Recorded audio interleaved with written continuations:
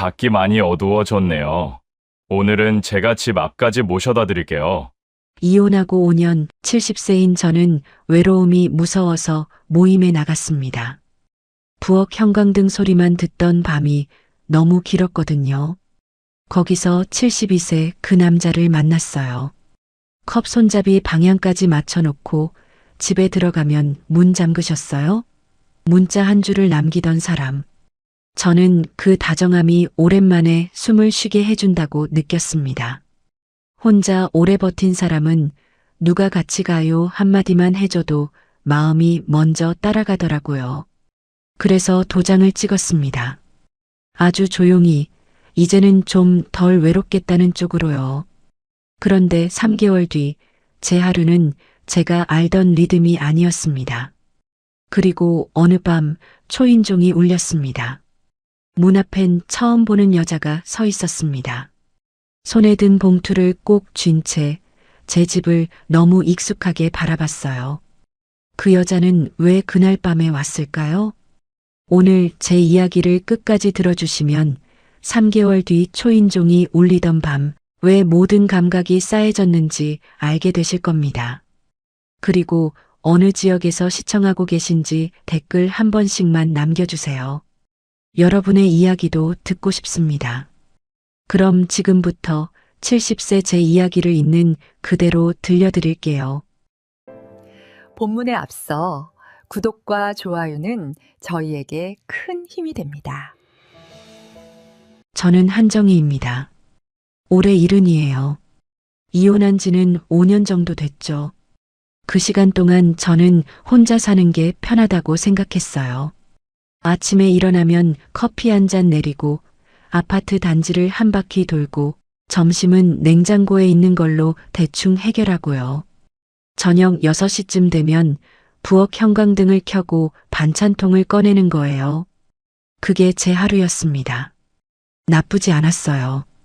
그런데 어느 날부터 형광등 켜는 소리가 너무 크게 들리기 시작했죠. 웅 하고 울리는 소리가 집안을 채우면 저는 그 소리를 듣다가 멍하니 서 있곤 했어요. 그 무렵 구청 평생학습관에서 인문학 모임이 생겼다는 안내문을 받습니다. 딱히 배우고 싶은 건 아니었는데 사람들 목소리를 좀 듣고 싶다는 생각이 들었어요. 그래서 신청했죠. 수요일 오후 2시 작은 강의실에 의자가 20개쯤 놓여 있었어요. 그날 처음 재문 씨를 봤습니다. 72살이라고 하더라고요. 키가 크진 않았는데 허리는 꼿꼿했어요. 말수가 많은 편은 아니었지만 사람들이 질문하면 천천히 대답하는 스타일이었죠. 목소리가 낮고 차분했습니다. 모임이 끝나고 나오는데 밖이 이미 어두워져 있었어요. 가을이 깊어지던 때였죠. 저는 가방을 챙기고 계단을 내려가려는데 뒤에서 재문 씨가 불렀어요. 밖이 많이 어두워졌다면서 오늘은 자기가 집 앞까지 모셔다 드리겠다고 했습니다. 저는 괜찮다고 했어요. 집이 멀지 않다고요. 그런데 재문 씨는 그냥 웃으면서 어차피 같은 방향이라고 하더라고요. 우산도 하나 꺼내서 펴주고요. 비가 오진 않았는데 이슬비가 살짝 내리고 있었거든요. 그렇게 걸어가는데 재문 씨가 우산 각도를 자꾸 제 쪽으로 기울였어요. 자기 어깨는 졌는데 제 쪽은 안 졌게요. 저는 그게 좀 이상했습니다. 처음 보는 사람한테 왜 저렇게까지 하나 싶었죠. 그런데 막상 집 앞에 도착하니까 그 다정함이 나쁘지 않았어요. 고맙다고 인사하고 들어갔죠. 현관문을 닫고 신발을 벗고 부엌 쪽으로 가려는데요. 핸드폰이 울렸습니다. 문자였어요. 문 잠그셨어요? 재문 씨였죠. 저는 잠갔다고 답장했어요. 그리고 멍하니 부엌 형광등을 켰습니다. 웅소리가 또 울렸는데 그날은 그 소리가 덜 외롭게 느껴졌어요. 반찬통을 꺼내다가 손을 멈췄죠. 왜 저 사람은 저렇게까지 신경을 쓸까 그런 생각이 들었습니다. 다음 주 수요일에도 모임에 갔어요. 재문 씨가 또 있었죠. 그날은 비가 안 왔는데도 끝나고 나오니까 또 집 앞까지 바래다 주겠다고 했어요. 저는 이번엔 사양하지 않았습니다. 그냥 따라 나섰죠. 걸어가면서 재문 씨가 제 걸음 속도를 맞추더라고요. 제가 느리게 걸으면 같이 느리게 걷고, 제가 빨라지면 또 맞춰서 빨라지고요. 말은 많이 안 했어요. 그냥 오늘 강의 어떠셨어요? 그 정도만 물었죠. 저는 괜찮았다고 답했습니다. 집 앞에 도착하면 재문 씨는 늘 같은 말을 했어요. 조심히 들어가세요. 그리고 제가 문을 닫고 나면 5분쯤 지나서 똑같은 문자가 왔습니다. 문 잠그셨어요? 저는 그게 이상하다고 생각하면서도 답장을 했어요. 잠갔다고요. 어느 날은 답장을 좀 늦게 했더니 재문 씨가 전화까지 했죠. 괜찮으신지 물어봤어요. 저는 그제야 알았습니다. 이 사람은 확인을 안 하면 불안한 성격이구나. 그러다가 어느 날 모임 끝나고 나가는데 비가 많이 왔어요. 재문 씨가 또 우산을 펴줬는데 이번엔 자기 차로 태워주겠다고 했습니다. 저는 괜찮다고 했죠. 걸어갈 수 있다고요. 근데 재문 씨가 웃으면서 이렇게 비 오는 날 걸어가시면 감기 걸린다고 했어요. 차는 바로 앞에 있었습니다. 은색 소형차였죠. 문을 열어주고 안전벨트까지 확인하더라고요. 저는 그냥 고맙다고 했어요. 차 안은 깨끗했습니다. 냄새도 안 났어요. 운전석 옆에 물티슈 하나, 동전 몇 개만 있었죠. 재문 씨는 운전할 때도 조용했어요. 라디오도 안 켰습니다. 그냥 와이퍼 소리만 또각또각 들렸죠. 집 앞에 내려주면서 재문 씨가 물었어요. 다음 주에 또 나오실 거죠? 저는 그렇다고 했습니다. 그러자 재문 씨가 웃으면서 그럼 또 뵙겠다고 했어요. 집에 들어와서 젖은 옷을 벗고 마른 걸로 갈아입었습니다. 부엌으로 가서 물을 끓이는데 문자가 왔어요. 역시 문 잠그셨어요? 였죠. 저는 웃었어요. 예상했거든요. 답장하고 컵라면 하나 끓여서 먹었습니다. 그날 밤 형광등 소리가 안 들렸어요. 아니, 들렸는데 신경이 안 쓰였다고 해야 할까요? 그렇게 몇 주가 지났습니다. 재문 씨는 늘 똑같았어요. 모임 끝나면 바래다 주고 문자 보내고요. 어느 날은 커피를 한 잔씩 사줬습니다. 제가 좋아하는 아메리카노였어요. 어떻게 아냐고 물으니까 지난번에 제가 그렇게 말했다고 하더라고요. 저는 기억도 안 났는데요. 재문 씨는 제 말을 다 기억하고 있었습니다. 컵 손잡이도 제 오른손 쪽으로 돌려서 줬어요. 저는 그때 이 사람은 참 세심하구나 싶었죠. 그런데 어느 날 모임에서 다른 분이 재문 씨한테 물었어요. 혼자 사시냐고요. 재문 씨는 그렇다고 했습니다. 오래됐냐고 물으니까 꽤 됐다고 하더라고요. 자세한 얘기는 안 했어요. 저는 그게 좀 이상했습니다. 이렇게 다정한 사람이 왜 혼자 살까요? 모임 끝나고 재문 씨가 또 바래다 줬어요. 그날은 걸어갔죠. 골목 입구쯤에서 재문 씨가 멈춰 섰습니다. 그리고 물었어요. 정희 씨는 혼자 사시는 게 힘드시진 않으세요? 저는 뭐라고 답해야 할지 몰랐어요. 그냥 괜찮아요라고 했죠. 재문 씨는 고개를 끄덕이더니 자기도 그렇다고 했습니다. 괜찮은데 가끔은 아닌 것 같기도 하다고요. 그 말이 묘하게 가슴에 남았어요. 저도 그랬거든요. 괜찮다고 생각하는데 가끔 형광등 소리 듣고 있으면 아닌 것 같기도 하고요. 집에 들어와서 반찬통을 꺼내다가 또 멈췄습니다. 문자가 왔어요. 문 잠그셨어요? 저는 이번엔 답장을 좀 늦게 했어요. 그냥 창밖을 보면서 재문 씨 생각을 했죠. 이 사람은 왜 저렇게까지 확인을 하고 싶어 할까요? 다음 주에 재문 씨가 제안을 했습니다. 모임 끝나고 저녁 한 끼 하자고요. 저는 괜찮다고 했어요. 가까운 식당으로 갔죠. 작은 백반집이었습니다. 재문 씨가 의자를 빼주고 메뉴판을 제 앞에 놓아줬어요. 저는 된장찌개를 시켰고 재문 씨는 김치찌개를 시켰죠. 밥이 나오는 동안 재문 씨가 물을 따라줬습니다. 컵을 제 오른손 쪽에 놓고요. 밥을 먹으면서 재문 씨가 말했어요. 혼자 사는 게 생각보다 외롭더라고요. 저는 그렇다고 했습니다. 저도 그렇다고요. 재문 씨가 웃으면서 그래도 이렇게 같이 밥 먹으니까 좋다고 했어요. 저도 좋았어요. 오랜만에 누군가랑 마주 앉아서 밥을 먹으니까요. 식사 끝나고 재문 씨가 계산했습니다. 제가 반반 내자고 했는데 안 된다고 하더라고요. 오늘은 자기가 낸다고요. 다음엔 제가 내면 된다고 했죠. 저는 고맙다고 했어요.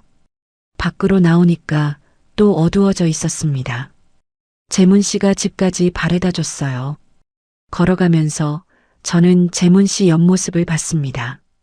가로등 불빛 아래서 재문 씨 얼굴이 참 온화해 보였어요.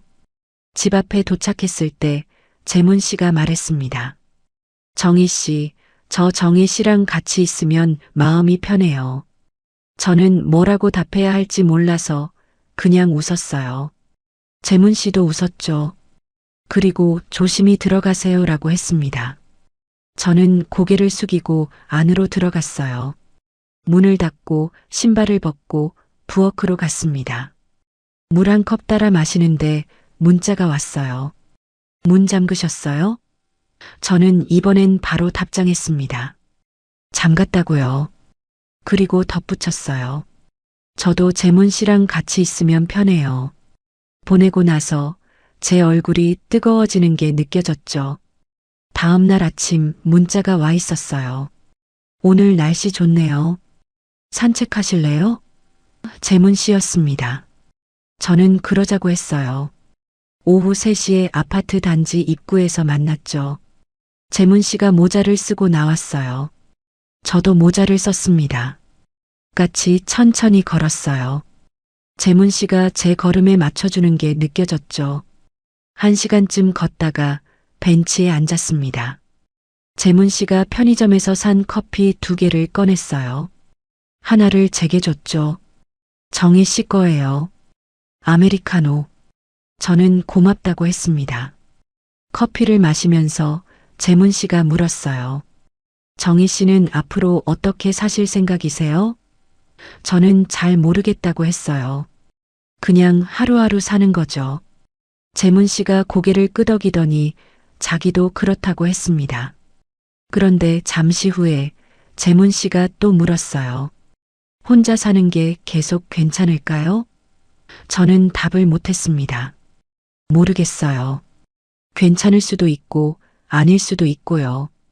재문 씨는 제 대답을 기다렸어요. 저는 그냥 잘 모르겠어요라고 했죠. 재문 씨가 웃으면서 그래도 같이 있으면 덜 외롭긴 하다고 했습니다. 저도 그렇게 생각했어요. 그날 이후로 재문 씨랑 자주 만났습니다. 일주일에 2~3번은 만났죠. 커피도 마시고 산책도 하고 가끔은 영화도 봤어요. 재문 씨는 늘 다정했습니다. 의자를 빼주고 문을 열어주고 짐을 들어주고요. 저는 그 다정함에 점점 익숙해졌어요. 어느 날 재문 씨가 제 손을 잡았습니다. 산책하다가요. 저는 놀라서 손을 빼려고 했는데 재문 씨가 조용히 말했어요. 괜찮아요. 그냥 이렇게 있고 싶어서요. 저는 그대로 뒀어요. 재문 씨 손이 따뜻했습니다. 저는 그 따뜻함이 오랜만이라는 생각이 들었죠. 그날 밤 집에 돌아와서 잠이 안 왔어요. 재문 씨 생각이 자꾸 났습니다. 따뜻한 손, 낮은 목소리, 다정한 눈빛. 저는 이 사람이랑 같이 있으면 정말 덜 외로울 것 같았어요. 형광등 소리도 안 들릴 것 같고요. 다음 주에 재문 씨가 물었습니다. 정희 씨, 저랑 함께 살 생각 없으세요? 저는 멈췄어요. 재문 씨가 웃으면서 갑작스럽다는 건 안다고 했어요. 근데 자기는 정혜 씨랑 같이 있고 싶다고요. 저는 대답을 못했습니다. 너무 갑작스러웠거든요. 재문 씨가 천천히 생각해 보라고 했어요. 급한 건 아니라고요. 집에 와서 며칠 동안 생각했습니다. 재문 씨랑 같이 살면 정말 덜 외로울까요? 형광등 소리 안 들어도 될까요? 저는 잘 모르겠었어요. 근데 한 가지는 확실했습니다. 재문 씨가 없는 하루가 점점 길어지고 있다는 거요.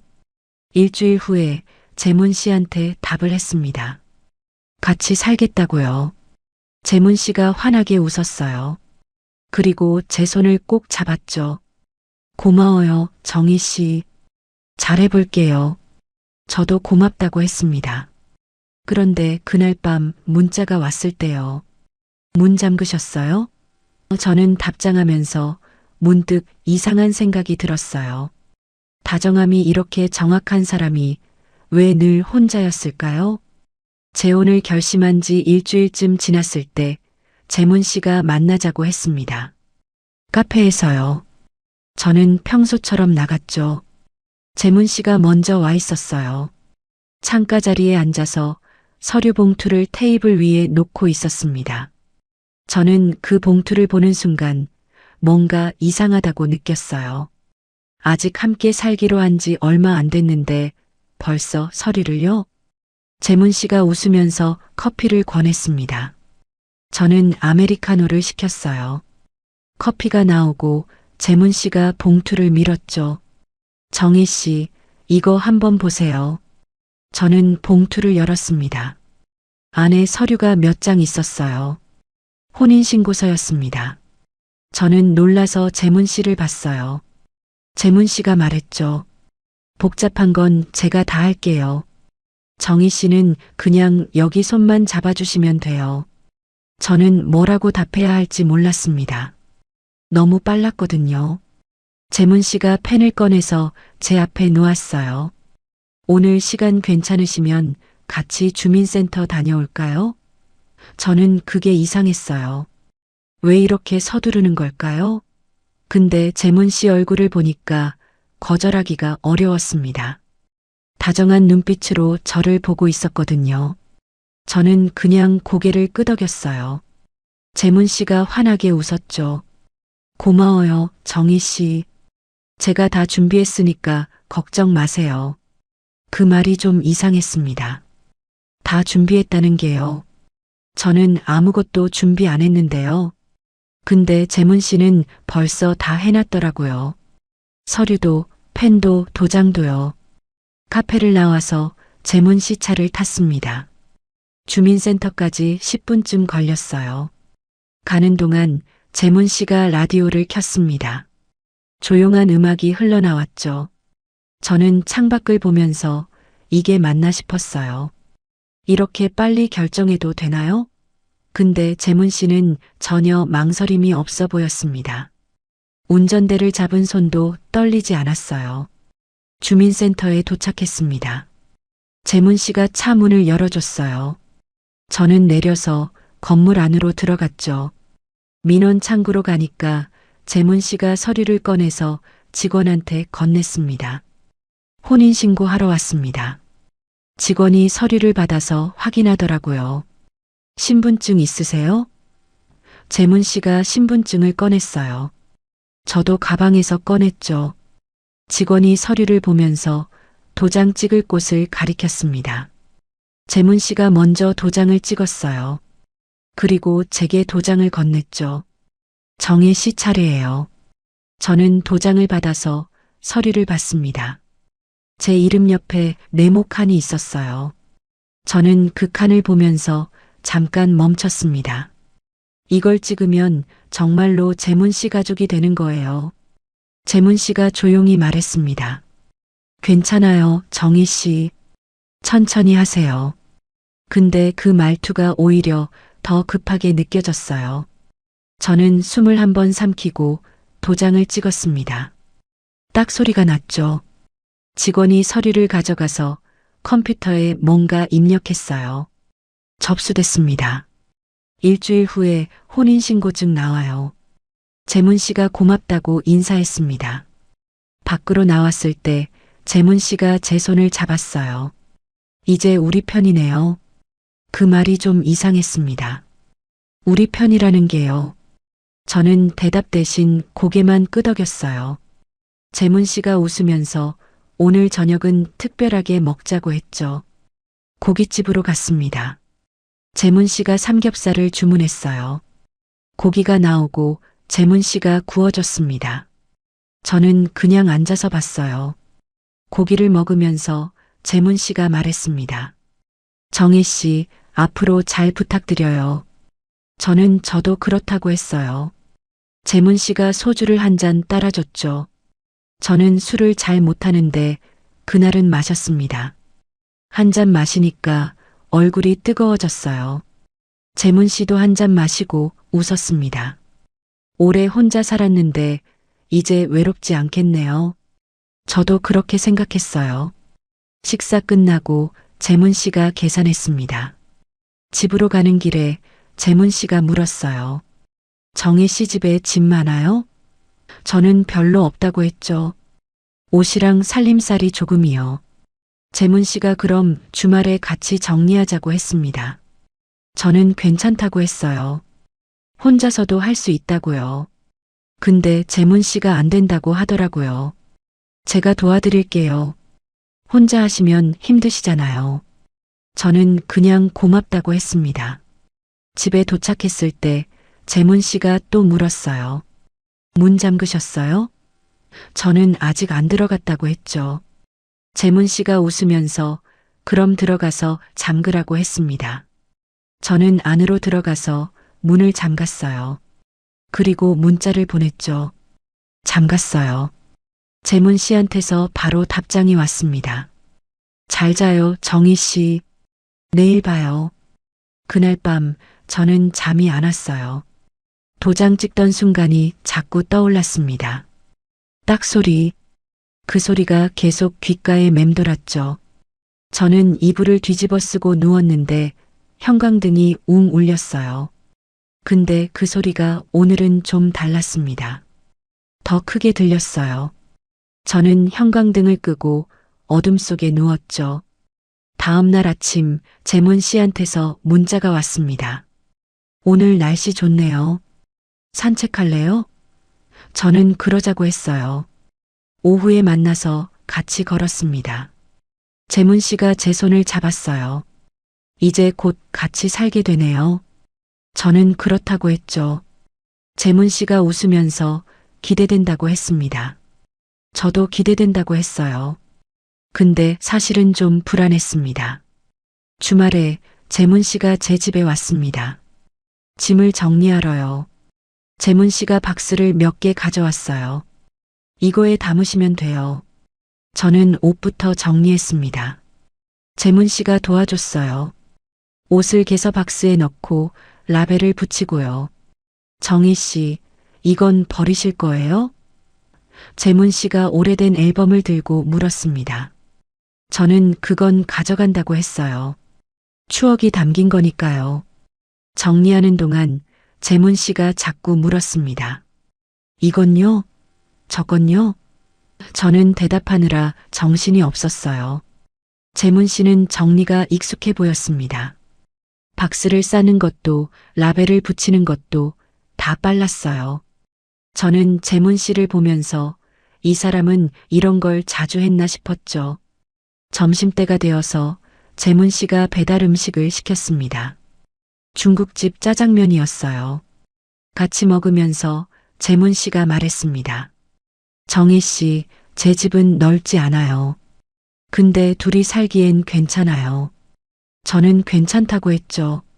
재문 씨가 웃으면서 다음 주에 이사 오라고 했습니다. 저는 그렇게 빨리요? 하고 물었어요. 재문 씨가 빠를수록 좋다고 하더라고요. 혼자 사는 게 외로우시잖아요. 저는 그 말에 대답을 못했습니다. 맞는 말이긴 한데 왜 이렇게 서두르는 걸까요? 재문 씨는 짜장면을 먹으면서 계속 웃고 있었어요. 저는 그 웃음이 좀 이상하게 느껴졌습니다. 너무 밝았거든요. 짐 정리가 끝나고 재문 씨가 박스를 차에 실었습니다. 다음 주 토요일에 나머지도 가져올게요. 저는 알겠다고 했어요. 재문 씨가 가고 나서 저는 텅 빈 집을 봤습니다. 박스만 몇 개 남아 있었죠. 저는 부엌으로 가서 물 한 컵 따라 마셨어요. 형광등이 웅 울렸습니다. 저는 그 소리를 들으면서 이제 이 소리를 안 들어도 되겠구나 싶었어요. 다음 주 토요일 재문 씨가 왔습니다. 나머지 짐을 싣고 재문 씨 집으로 갔어요. 아파트 3층이었습니다. 엘리베이터를 타고 올라가서 문을 열었죠. 집안은 깨끗했어요. 냄새도 안 났습니다. 거실이 좀 좁았는데 재문 씨 말대로 둘이 살기엔 괜찮아 보였어요. 재문 씨가 짐을 들여놓고 방을 보여줬습니다.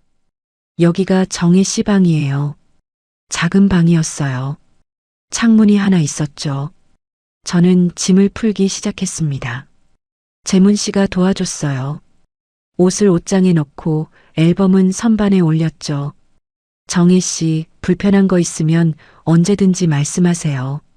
저는 고맙다고 했습니다. 저녁 때 재문 씨가 밥을 했습니다. 된장찌개랑 계란말이였어요. 같이 먹으면서 재문 씨가 말했죠. 이제 매일 이렇게 같이 먹을 수 있네요. 저는 그렇다고 했어요. 재문 씨가 웃었습니다. 저도 웃었죠. 근데 웃으면서도 뭔가 불편한 느낌이 들었어요. 이 집이 아직 낯설어서 그런가요? 밤이 되어서 재문 씨가 일찍 주무세요라고 했습니다. 저는 방으로 들어가서 이불을 펴고 누웠어요. 창밖에서 차 소리가 들렸습니다. 저는 천장을 보면서 이제 여기서 사는구나 싶었죠. 재문 씨가 옆방에 있고 저는 여기 있고요. 혼자가 아니에요. 근데 왜 더 외로운 느낌이 들까요? 다음 날 아침 재문 씨가 먼저 일어났습니다. 부엌에서 소리가 났어요. 저는 일어나서 나갔죠.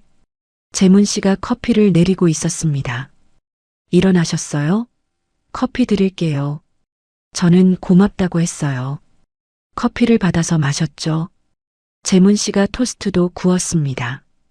같이 먹어요. 저는 토스트를 먹으면서 재문 씨를 봤어요. 재문 씨는 웃고 있었는데 그 웃음이 어제랑 똑같았습니다. 며칠이 지났습니다. 재문 씨랑 같이 사는 게 익숙해지기 시작했어요. 아침에 일어나면 재문 씨가 커피를 주고 저녁에는 같이 밥을 먹고요. 재문 씨는 늘 다정했습니다. 오늘 어떠셨어요? 불편한 거 없으세요? 계속 물었어요. 저는 괜찮다고 했죠. 근데 어느 날 이상한 걸 발견했습니다. 재문 씨가 약을 먹더라고요. 아침마다 작은 약통을 꺼내서 알약 몇 개를 먹었어요. 저는 무슨 약이냐고 물었습니다. 재문 씨가 웃으면서 그냥 건강보조제라고 하더라고요. 저는 그런가 싶었어요. 근데 며칠 후에 재문 씨가 속이 안 받네라고 말했습니다. 아침 먹다가요. 저는 괜찮냐고 물었어요. 재문 씨가 고개를 끄덕이면서 괜찮다고 했죠. 근데 표정이 안 좋아 보였습니다. 저는 병원 가보라고 했어요. 재문 씨가 나중에 가겠다고 하더라고요. 그날 이후로 재문 씨가 자주 어지러워라고 말했습니다. 저는 그게 걱정됐어요. 재문 씨한테 병원 꼭 가야 한다고 했죠. 재문 씨가 그러겠다고 했습니다. 근데 며칠이 지나도 안 갔어요. 저는 답답했습니다. 어느 날 재문 씨가 갑자기 소파에 주저앉았습니다. 정혜 씨 좀 어지러워요. 저는 놀라서 재문 씨를 부축했어요. 병원 가요, 지금. 재문 씨가 고개를 끄덕였습니다. 저는 택시를 불러서 같이 병원에 갔어요. 응급실에서 검사를 받았습니다. 의사가 나와서 혈압이 높다고 했어요. 당분간 약 먹고 관리해야 한다고요. 저는 그제야 알았습니다. 재문 씨가 아팠던 거예요. 건강보조제가 아니라 혈압약이었죠. 집으로 돌아오는 길에 저는 재문 씨한테 물었습니다. 왜 말 안 하셨어요? 재문 씨가 미안하다고 했어요. 걱정 끼치고 싶지 않아서요. 저는 화가 났습니다. 근데 화를 낼 수가 없었어요. 재문 씨가 너무 미안해하는 얼굴이었거든요. 그날 밤 저는 재문 씨 약통을 받습니다. 혈압약, 당뇨약, 소화제, 여러 가지가 있었어요. 저는 그걸 보면서 이 사람이 왜 저렇게 제가 다 할게요를 서두르듯 반복했는지 조금 알 것 같았습니다. 아픈 사람은 혼자 있으면 안 되니까요. 재문 씨랑 같이 산 지 한 달쯤 됐을 때 저는 아침마다 밥솥보다 물컵을 먼저 꺼내게 됐습니다. 재문 씨 약 먹는 시간이 아침 7시였거든요. 알람이 울리면 저는 일어나서 부엌으로 갔어요. 물을 끓여서 미지근하게 식혀서 재문 씨한테 갖다 줬죠. 재문 씨는 약통을 열어서 알약 3개를 꺼내 먹었습니다. 딱, 딱, 딱. 약통 뚜껑 닫는 소리가 아침마다 들렸어요. 재문 씨는 약을 먹고 나면 고마워요. 정희 씨라고 했습니다. 저는 괜찮다고 했죠. 근데 매일 반복되니까 그 말이 점점 무겁게 느껴졌어요. 고맙다는 말이 왜 무거울까요? 어느 날 아침 재문 씨가 기침을 했습니다. 콜록콜록 소리가 컸어요. 저는 물을 더 따라줬죠. 재문 씨가 마시고 속이 안 받네라고 했습니다. 저는 아침 먹기 싫으면 안 먹어도 된다고 했어요. 재문 씨가 고개를 저었습니다. 먹어야죠. 약 먹으려면요. 저는 죽을 끓였습니다. 재문 씨가 조금 먹고 약을 먹었어요. 그날 이후로 저는 아침마다 죽을 끓였습니다. 재문 씨 속이 안 좋으니까요. 쌀을 씻고 물을 붓고 약한 불에 오래 끓였죠. 죽이 끓는 동안 저는 부엌에 서서 기다렸어요. 가끔 저어주고 간 보고요. 재문 씨가 일어나면 죽을 그릇에 담아서 식탁에 놓았습니다. 재문 씨는 천천히 먹었어요. 한 숟가락 먹고 쉬고 또 한 숟가락 먹고요. 저는 그 모습을 보면서 재문 씨가 점점 약해지는 것 같다고 느꼈습니다. 한 달 전만 해도 아침을 잘 먹었는데 이제는 죽도 다 못 먹었거든요. 어느 날 재문 씨가 정희 씨, 오늘 병원 가야 해요라고 했습니다. 정기 검진 날이라고요. 저는 같이 가겠다고 했어요. 재문 씨가 괜찮다고 했지만 저는 안 된다고 했죠. 혼자 가시면 안 돼요. 재문 씨가 웃으면서 고맙다고 했습니다. 병원은 집에서 버스로 30분쯤 걸렸어요. 우리는 아침 9시 버스를 탔습니다. 재문 씨가 창가에 앉고 저는 옆에 앉았죠. 버스가 흔들릴 때마다 재문 씨가 손잡이를 꽉 잡았어요. 저는 재문 씨 팔을 붙잡아줬습니다. 병원에 도착해서 접수하고 대기실에 앉았어요. 번호표를 받았죠. 68번이었습니다. 앞에 사람이 많았어요. 저는 재문 씨 옆에 앉아서 기다렸습니다. 재문 씨가 잠깐 눈을 감았어요. 피곤하세요? 제가 물으니까 재문 씨가 고개를 끄덕였습니다. 조금요. 1시간쯤 지나서 번호가 불렸습니다. 재문 씨가 진료실로 들어갔어요. 저는 밖에서 기다렸죠. 15분쯤 지나서 재문 씨가 나왔습니다. 표정이 안 좋았어요. 저는 어떻게 됐냐고 물었습니다. 재문 씨가 약을 좀 바꿔야 한대요라고 하더라고요. 처방전을 받아서 약국으로 갔습니다. 약사가 약을 지어줬어요. 봉투가 2개였죠. 재문 씨가 받아서 가방에 넣었습니다. 우리는 병원을 나와서 다시 버스를 탔어요. 집으로 돌아오는 길에 재문 씨가 말했습니다. 정희 씨 미안해요. 자꾸 병원 가느라 시간 뺏어서요. 저는 괜찮다고 했어요. 근데 사실은 좀 피곤했습니다. 집에 돌아와서 재문 씨가 소파에 누웠어요. 좀 쉴게요. 저는 부엌으로 가서 점심 준비를 했습니다. 간단하게 라면 끓였어요. 재문 씨를 깨워서 같이 먹었죠. 재문 씨가 조금 먹고 약을 먹었습니다. 새로 받은 약이었어요. 그날 이후로 병원 가는 날이 늘어났습니다. 한 달에 한 번이던 게 두 번이 됐어요. 그러더니 일주일에 한 번이 됐죠. 저는 달력에 병원 날짜를 빨간 동그라미로 표시했습니다. 동그라미가 점점 많아졌어요. 어느 날 간호사가 저를 보며 물었습니다. 보호자분이세요? 저는 그렇다고 했어요. 부인이시군요. 간호사가 웃으면서 말했죠. 저는 대답 대신 고개를 끄덕였습니다. 재문 씨가 옆에서 제 손을 잡았어요. 근데 그 손이 차가웠습니다. 집으로 돌아오면 저는 달력을 봤어요. 빨간 동그라미가 이번 달엔 6개였습니다. 다음 달엔 더 많아질 것 같았죠. 저는 달력을 덮고 부엌으로 갔습니다. 밥을 해야 했거든요. 저녁 준비를 하는데 재문 씨가 또 기침을 했어요. 콜록콜록. 저는 부엌에서 나가서 물을 줬습니다. 재문 씨가 마시고 고마워요라고 했죠. 저는 괜찮다고 했어요. 근데 괜찮지 않았습니다. 저는 점점 피곤해지고 있었거든요. 밥을 차려서 같이 먹었습니다. 재문 씨가 반찬을 조금 먹고 맛있어요라고 했어요. 저는 많이 먹으라고 했죠. 재문 씨가 고개를 끄덕였는데 더 먹지는 않았습니다. 약을 먹어야 해서 조금만 먹는다고 하더라고요. 식사 끝나고 설거지를 했습니다. 재문 씨가 소파에 앉아서 TV를 봤어요.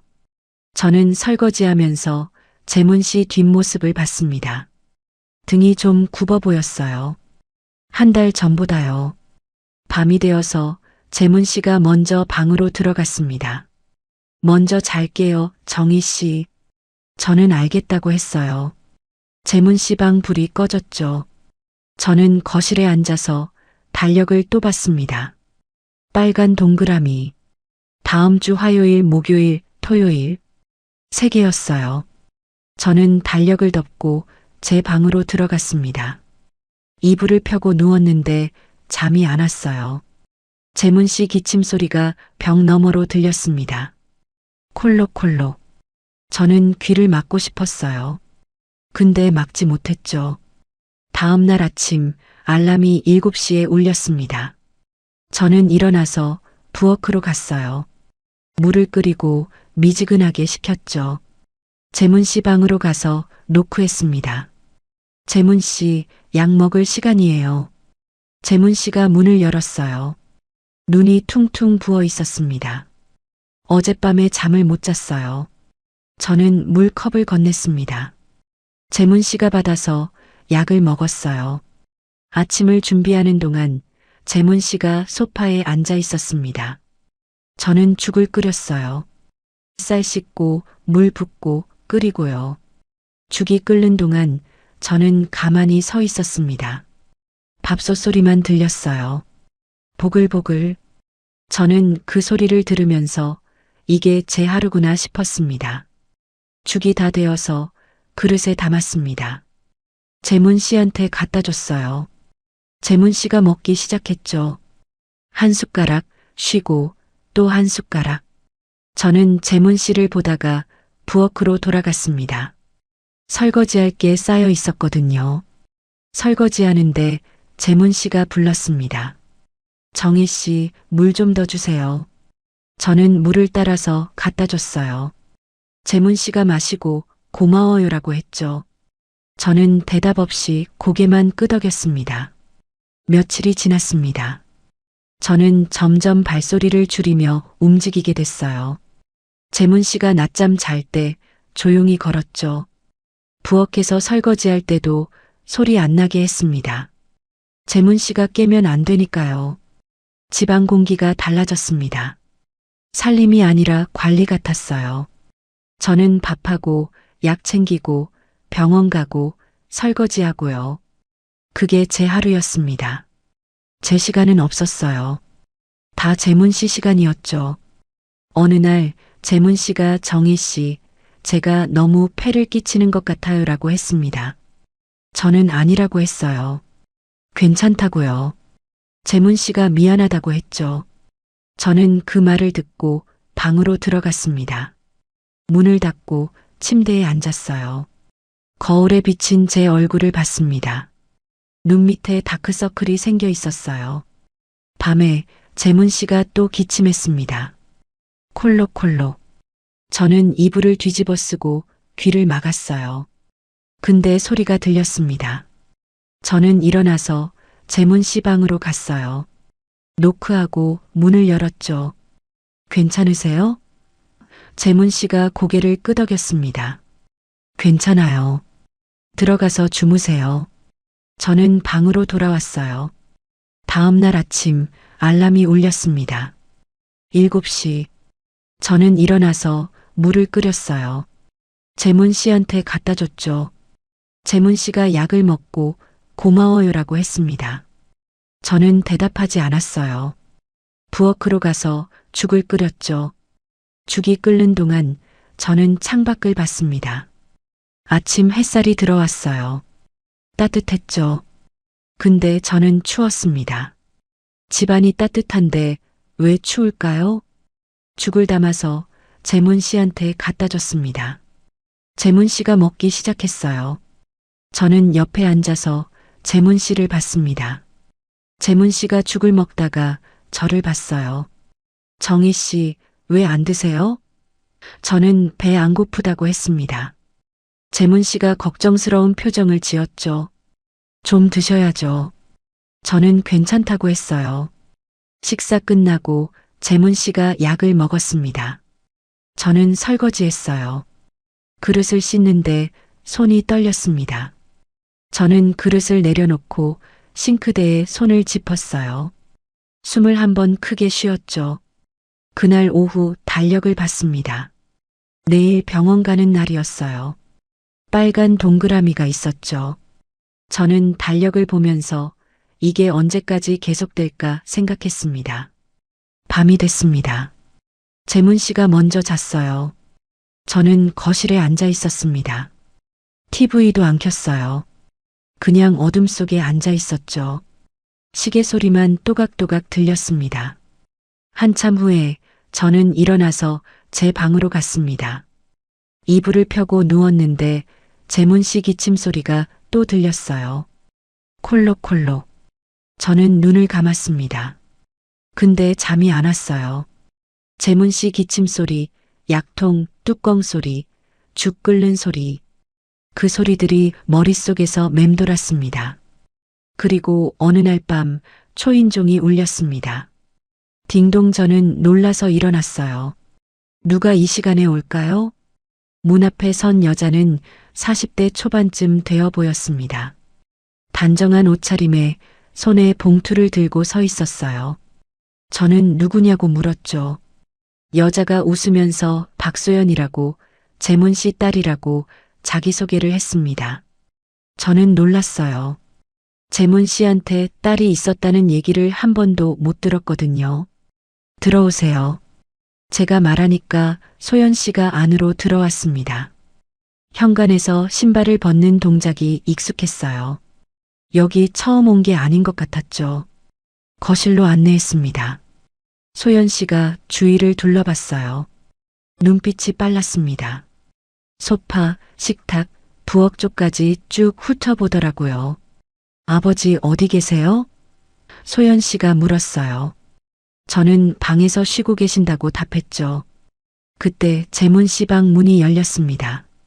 재문 씨가 나오더니 소연 씨를 보고 놀란 표정을 지었어요. 소연아, 왜 왔어? 목소리가 떨렸습니다. 소연 씨가 봉투를 들어 보이며 답했어요. 약이 바뀌어서 가져다 드리러 왔다고요. 저는 이상했습니다. 약은 병원에서 받는 건데 왜 딸이 직접 가져와요? 소연 씨가 소파에 앉으면서 봉투를 열었어요. 손놀림이 빨랐죠. 약봉지를 꺼내서 테이블 위에 정리하는데 너무 익숙해 보였습니다. 이런 걸 여러 번 해본 사람처럼요. 재문 씨가 옆에 앉았습니다. 소연 씨가 약을 하나씩 가리키며 설명했어요. 이건 아침에 드시고 이건 저녁 식후예요. 재문 씨가 고개를 끄덕이며 들었죠. 저는 부엌에서 물을 따라왔습니다. 소연 씨한테 건네니까 고맙다고 하더라고요. 물을 한 모금 마시고 소연 씨가 제 쪽을 봤습니다. 정희 씨시죠? 처음 뵙겠습니다. 말투는 공손했어요. 근데 눈빛은 달랐습니다. 뭔가 확인하는 것 같았어요. 저는 그렇다고 답했죠. 요즘 병원은 누가 같이 가세요? 소연 씨가 자연스럽게 물었습니다. 저는 제가 간다고 답했어요. 소연 씨가 그렇군요 하고 고개를 끄덕였죠. 그리고 잠시 후에 또 물었습니다. 연락은 어머님 번호로 되어 있죠? 저는 무슨 말인지 몰라서 망설였어요. 재문 씨가 대신 답했습니다. 정희 씨 번호로 다 바꿨다고요. 소연 씨가 아하고 짧게 답하더니 웃었어요. 근데 그 웃음이 이상했습니다. 뭔가 예상했던 답을 들은 것 같은 표정이었죠. 소연 씨가 가방에서 수첩을 꺼냈습니다. 아버지, 다음 주 목요일 검진 날짜 확인하셨어요? 재문 씨가 기억 안 난다고 하니까 소연 씨가 수첩을 펼쳐 보여줬어요. 오전 10시라고 적혀 있었죠. 그날 같이 가실 거죠? 소연 씨가 제게 물었습니다. 저는 그렇다고 했어요. 소연 씨가 고생 많으시겠어요 라고 말했는데 눈빛은 다른 걸 보고 있었습니다. 말과 눈이 따로 놀고 있었어요. 재문 씨가 기침을 했습니다. 콜록콜록. 소연 씨가 등을 가볍게 두드려줬어요. 물 드세요. 재문 씨가 물을 마시고 괜찮다고 했죠. 소연 씨가 저를 보며 말했습니다. 요즘 좀 안 좋으시죠? 저는 뭐라고 답해야 할지 몰랐습니다. 재문 씨가 대신 답했어요. 괜찮다고, 약 먹으면 나아진다고요. 소연 씨가 그래도 조심하셔야죠 하면서 다시 저를 봤습니다. 잠시 침묵이 흘렀어요. 소연 씨가 수첩을 덮으면서 일어났습니다. 그럼 저는 이만 갈게요.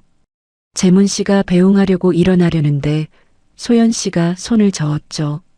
앉아 계시라고요. 저는 현관까지 따라 나갔습니다. 소연 씨가 신발을 신으면서 저를 봤어요. 정희 씨.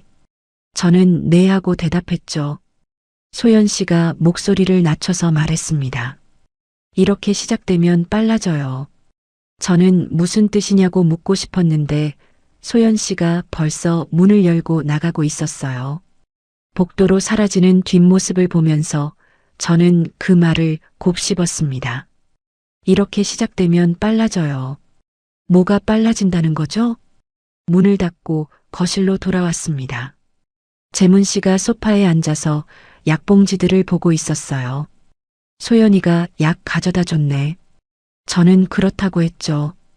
재문 씨가 피곤한 표정으로 먼저 쉬겠다고 했습니다. 재문 씨가 방으로 들어가고 저는 혼자 남았습니다. 테이블 위에 약봉지들이 놓여 있었어요. 저는 그걸 보면서 소연 씨 손놀림을 떠올렸죠. 너무 익숙했습니다. 봉투를 열고 약을 정리하고 설명하는 게요. 처음 하는 게 아니었어요. 저는 약봉지를 들고 부엌으로 갔습니다. 선반에 올려놓으려는데 손이 떨렸어요. 이렇게 시작되면 빨라져요. 그 말이 계속 귓가에 맴돌았죠. 그날 밤 잠이 안 왔습니다. 소연 씨 얼굴이 떠올랐어요. 공손한 말투, 차가운 눈빛, 빠른 손놀림. 그리고 마지막 말. 저는 이불을 뒤집어 쓰고 눈을 감았는데 잠이 오지 않았습니다. 며칠이 지났습니다. 재문 씨 기침이 더 잦아졌어요. 식사량도 줄었죠. 저는 죽을 끓이고 약을 챙기고 물을 따라주고요. 그게 제 하루였습니다. 달력의 빨간 동그라미는 계속 늘어났어요. 어느 날 저녁 저는 부엌에서 반찬통을 닫다가 멈췄습니다. 오늘도 재문 씨는 조금밖에 안 먹었어요. 반찬이 그대로 남아 있었죠. 저는 뚜껑을 닫으려다가 그냥 손을 멈춘 채로 서 있었습니다. 거실로 나가니 재문 씨가 소파에서 자고 있었어요. 저는 재문 씨 얼굴을 봤습니다. 한 달 전보다 야위었더라고요. 저도 야위였을 거예요. 거울을 보면 눈 밑에 다크서클이 짙어져 있었거든요. 그리고 소연 씨 말이 자꾸 떠올랐습니다. 이렇게 시작되면 빨라져요. 저는 이제 알 것 같았어요. 뭐가 빨라지는지요. 왜 소연은 하필 그 밤에 왔고 왜 그 봉투를 든 손이 처음 같지 않았을까요? 어느 날 밤 저는 부엌에서 설거지를 하고 있었습니다. 재문 씨는 벌써 방에 들어가서 쉬고 있었어요. 저는 그릇을 씻으면서 창밖을 봤죠. 어두웠습니다. 가로등 불빛만 희미하게 들어왔어요. 설거지를 끝내고 행주로 손을 닦았습니다. 거실로 나왔어요. 소파에 앉으려다가 그냥 서 있었죠. 앉고 싶지 않았습니다. 저는 달력을 봤어요. 이번 주에 빨간 동그라미가 4개였습니다. 다음 주엔 5개고요. 밥상을 차리려다 오늘은 숨부터 골랐습니다. 한숨이 나왔어요. 저는 부엌으로 돌아가서 냉장고를 열었죠. 반찬통들이 차곡차곡 쌓여 있었습니다. 제가 만든 거예요. 근데 대부분 안 먹었던 것들이었죠. 저는 냉장고 문을 닫고 싱크대에 손을 짚었습니다. 이게 맞나 싶었어요. 매일 밥을 차리고 약을 챙기고 병원을 가고 이게 제가 원했던 삶인가요? 제 방으로 들어갔습니다. 문을 닫고 옷장을 열었어요. 옷들을 봤죠. 많지 않았습니다. 스웨터 몇 벌, 바지 몇 벌. 저는 옷을 하나씩 꺼내기 시작했어요. 침대 위에 옷을 펼쳐놓고 접기 시작했습니다. 천천히 조용히요. 소리나지 않게 접었어요. 재문 씨가 깨면 안 되니까요. 옷을 다 접고 작은 가방에 넣었습니다. 옷장 맨 위에 있던 작은 상자를 꺼냈어요. 제 통장이랑 도장이 들어 있었죠. 그걸 가방에 넣었습니다. 그리고 세면도구를 챙겼어요. 칫솔, 치약, 비누. 딱 그것만요. 가방을 닫으려다가 멈췄습니다. 앨범이 선반에 있었거든요. 제 추억이 담긴 거였어요. 저는 앨범을 꺼내서 가방에 넣었습니다. 지퍼를 천천히 올렸어요. 지익 소리가 났는데 크게 들렸습니다. 저는 가방을 내려놓고 침대에 앉았어요. 손이 떨렸습니다. 이러는 게 맞나요? 그냥 여기 있으면 안 되나요? 근데 알았어요. 여기 더 있으면 저는 저를 잃을 것 같았습니다. 밤에 재문 씨 방에서 기침 소리가 들렸습니다. 콜록콜록. 저는 귀를 막고 싶었어요. 근데 막지 못했죠. 기침 소리가 멈추고 다시 조용해졌습니다. 저는 일어나서 발소리를 죽이고 가방을 들었어요. 문을 천천히 열고 거실로 나갔죠. 재문 씨 방 불이 꺼져 있었습니다. 저는 현관으로 갔어요. 신발을 신으면서 거실을 마지막으로 봤습니다. 소파, 식탁, 부엌. 3달 동안 제가 살았던 곳이었어요. 근데 이제는 제 집 같지 않았습니다. 문을 열고 나갔습니다. 복도가 어두웠어요. 저는 엘리베이터를 탔습니다. 1층으로 내려가는 동안 가슴이 두근거렸죠. 엘리베이터 문이 열리고 밖으로 나갔습니다. 밤 공기가 차갑게 느껴졌어요. 저는 가방을 들고 걷기 시작했습니다. 어디로 가야 할지 몰랐어요. 그냥 걸었죠. 버스 정류장이 보였습니다.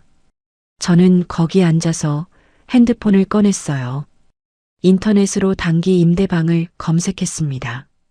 몇 개가 나왔죠. 저는 제일 가까운 곳에 전화했어요. 여보세요, 방 아직 있나요? 주인이 있다고 했습니다.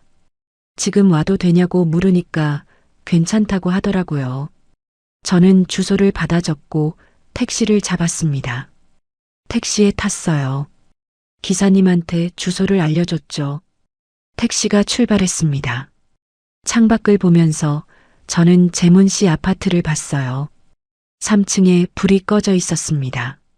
재문 씨는 아직 자고 있을 거예요. 20분쯤 지나서 도착했습니다. 작은 건물이었어요. 주인이 밖에 나와 있었죠. 저를 보더니 안으로 안내했습니다. 계단을 올라가서 2층 끝방이었어요. 문을 열어주면서 주인이 말했습니다. 한 달치 먼저 내셔야 해요. 저는 가방에서 돈을 꺼내서 건넸어요. 주인이 받아서 영수증을 줬죠. 열쇠 여기 있어요. 저는 열쇠를 받았습니다. 주인이 나가고 저는 혼자 남았어요. 방은 작았습니다. 침대 하나, 책상 하나, 옷장 하나. 창문은 작았어요. 형광등이 웅 울렸습니다. 차갑게요. 저는 가방을 내려놓고 침대에 앉았습니다. 방 안을 둘러봤어요. 아무것도 없었죠. 달력도 약봉지도 죽 끓이는 소리도요. 그냥 조용했습니다. 핸드폰이 울렸어요. 재문 씨였습니다. 저는 핸드폰을 보다가 받지 않았어요. 벨소리가 멈췄죠. 잠시 후에 문자가 왔습니다. 정희 씨, 어디 계세요? 저는 문자를 읽고 답장하지 않았습니다. 또 전화가 왔어요. 이번에도 받지 않았죠. 벨소리가 멈추고 다시 문자가 왔습니다. 걱정돼요. 연락 주세요. 저는 핸드폰을 내려놓았습니다. 한참 후에 저는 답장을 보냈어요. 딱 한 줄만요. 내일 전화 드릴게요. 보내고 나서 핸드폰을 껐습니다. 방 안이 너무 조용했습니다. 저는 침대에 누웠어요. 천장을 봤죠. 형광등이 웅 울리고 있었습니다. 그 소리를 들으면서 저는 생각했어요. 이제 어떻게 되는 걸까요? 다음 날 아침 7시에 눈이 떠졌습니다. 알람이 없었는데도요. 저는 몸이 기억하고 있었어요. 7시에 일어나서 물을 끓이고 약을 챙기던 시간을요. 근데 오늘은 안 해도 됐습니다. 저는 침대에 그냥 누워 있었어요. 천장을 보면서 아무것도 안 했죠. 물 끓이는 소리도 약통 뚜껑 소리도 없었습니다. 1시간쯤 지나서 저는 일어났어요. 세면대로 가서 찬물로 얼굴을 씻었습니다. 거울을 봤죠. 눈 밑에 다크서클이 여전히 있었어요. 근데 표정이 달라 보였습니다. 밖으로 나갔습니다. 근처에 편의점이 있었어요. 들어가서 삼각김밥 하나랑 우유 하나를 샀죠. 계산하고 밖에 있는 벤치에 앉았습니다. 삼각김밥을 뜯어서 먹었어요. 천천히요. 급할 게 없었습니다. 우유를 마시면서 거리를 봤어요. 사람들이 지나다니고 있었죠. 다들 어디론가 가고 있었습니다. 저도 어디론가 가야 했어요. 근데 어디로요? 저는 잘 몰랐습니다. 그냥 오늘은 여기 앉아 있기로 했어요. 핸드폰을 켰습니다. 부재중 전화가 10통이었어요. 다 재문 씨였죠. 문자도 여러 개 왔습니다. 어디 계세요? 무슨 일 있어요? 연락 주세요. 저는 문자를 읽고 한참 생각했습니다. 그리고 전화를 걸었어요. 재문 씨한테요. 2번 울리고 받았습니다. 정희 씨, 재문 씨 목소리가 급했어요. 어디 계세요? 무슨 일 있어요? 저는 조용히 답했습니다. 잠깐 혼자 있고 싶어서요. 재문 씨가 잠시 말이 없었어요. 그러더니 물었죠. 언제 돌아올 거예요? 저는 모르겠다고 했습니다. 재문 씨가 정희 씨하고 말을 꺼내려는데 저는 끊었어요. 길게 말하고 싶지 않았습니다. 정희가 자리를 비우자 소연의 태도가 바뀝니다. 이제 누가 그 자리를 맡을지가 드러나기 시작합니다. 일주일이 지났습니다. 저는 작은 방에서 지내고 있었어요. 아침에 일어나서 편의점에 가서 밥을 사 먹고요. 그렇게 하루가 지나갔습니다. 재문 씨한테서 전화가 계속 왔는데 받지 않았어요. 어느 날 소연 씨한테서 전화가 왔습니다. 저는 놀랐어요.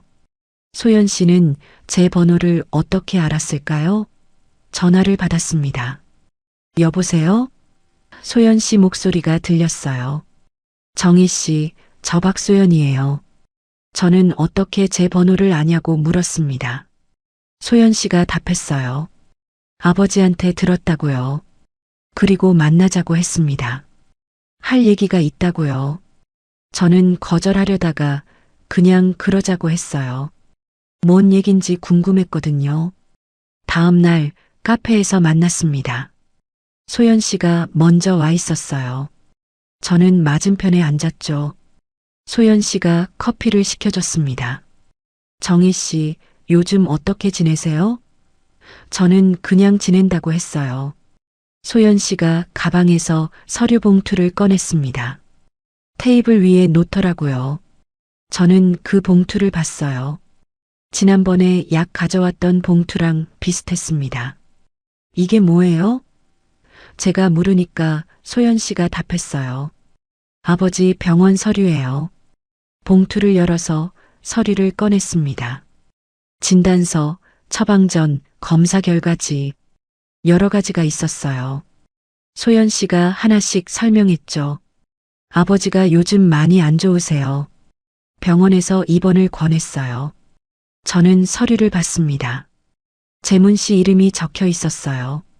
그리고 보호자란에 제 이름이 있었죠. 저는 이상했습니다. 언제 제가 보호자가 됐나요? 소연 씨가 말했습니다. 정혜 씨가 보호자로 되어 있어요. 혼인신고 하셨으니까요. 저는 그제야 알았어요. 혼인신고를 하면 자동으로 보호자가 되는 거였구나. 그래서요? 제가 물으니까 소연 씨가 답했습니다. 이번 동의서에 사인이 필요해요. 보호자 사인이요. 저는 서류를 봤어요. 밑에 사인란이 있었죠. 소연 씨가 펜을 꺼내서 제 앞에 놓았습니다. 여기 사인해 주시면 돼요. 저는 펜을 보다가 소연 씨를 봤어요. 소연 씨가 하시면 안 돼요? 소연 씨가 고개를 저었습니다. 저는 보호자가 아니에요. 정희 씨가 배우자니까 정희 씨가 해야 해요. 저는 펜을 들지 않았습니다. 그냥 서류를 봤어요. 입원 기간, 치료 계획, 비용 다 적혀 있었죠. 그리고 보호자 의무사항도 있었습니다. 병원 동행, 간병, 서명, 연락 담당. 저는 그걸 읽으면서 소연 씨 말이 떠올랐어요. 이렇게 시작되면 빨라져요. 이제 알았습니다. 뭐가 빨라지는지요. 병이 아니라 보호자 역할이 빨라지는 거였어요. 소연 씨, 제가 불렀어요. 소연 씨가 저를 봤죠. 네. 저는 물었습니다. 전 부인도 이랬나요? 소연 씨가 잠깐 멈췄어요. 그리고 고개를 끄덕였습니다. 네. 어머니도 그러셨어요. 저는 더 물었어요. 몇 년 동안요? 소연 씨가 답했습니다. 5년이요.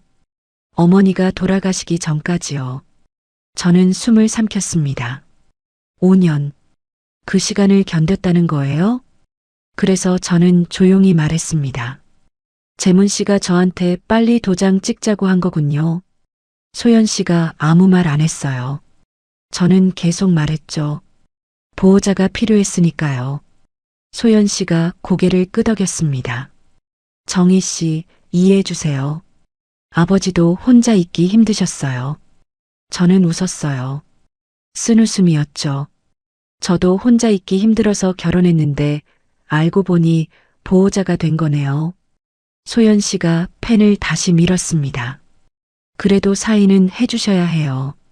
정혜 씨가 배우자니까요. 저는 펜을 보다가 물었어요.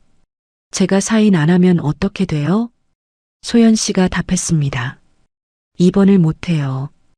보호자 동의 없이는요. 저는 고개를 끄덕이고 서류를 밀어냈습니다. 죄송한데 저는 못하겠어요. 소연 씨가 놀란 표정을 지었어요. 뭐라고요? 저는 다시 말했습니다. 사인 못하겠어요.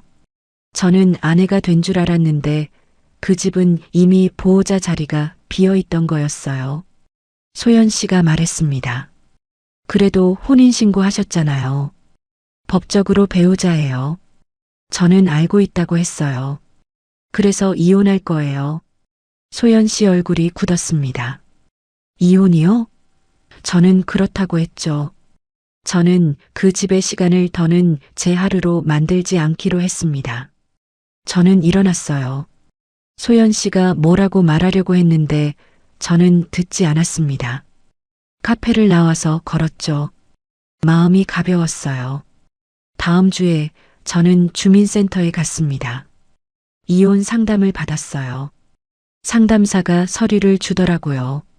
협의 이혼이면 배우자 동의가 필요해요. 저는 알겠다고 했습니다. 재문 씨한테 전화했어요. 오랜만이었죠. 재문 씨가 받았습니다. 정혜 씨 목소리가 약했어요. 저는 조용히 말했습니다.